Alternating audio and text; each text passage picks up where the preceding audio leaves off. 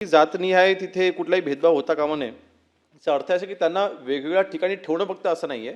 आता आपल्याला माहिती आहे की शौचालय धुण्यापासूनची काही जी कामं असतात, जी जेलमध्ये करावी लागतात आणि ती सगळ्याच कैद्यांना करावी लागतात. तर ते काम अलॉकेट करत असताना एका विशिष्ट जातीच्याच व्यक्तीला ते काम देणं, अशा पद्धतीचा भेदभाव होता कामा नये. तर अशी तरतूद आपण ह्या कायद्यामध्ये आपण ते करतच नाही, परंतु त्याची तरतूद ही कायद्यामध्ये असली पाहिजे असं केंद्राचं म्हणालं म्हणून आपण त्याचा उल्लेख आपण इथे केला आहे. म्हणून नक्कीच ह्याची अंमलबजावणी अर्थात हा महत्त्वाचा विषय आहेच.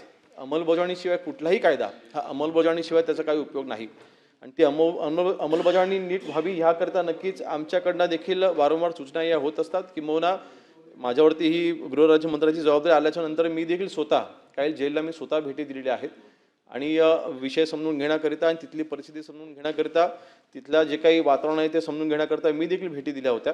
त्या ठिकाणी ज्या काही त्रुटी आढळल्या होत्या त्या सगळ्या मी देखील स्वतः पाहिलेल्या आहेत आणि माननीय मुख्यमंत्री महोदयांना देखील याचा चांगला अनुभव आहे आणि त्यांनी त्यांच्या अनुभवातून ह्या कायद्यामध्ये काय काय कुठल्या कुठल्या गोष्टी असल्या पाहिजेत या त्यांनी नक्कीच तरतुदी इथे केलेल्या आहेत.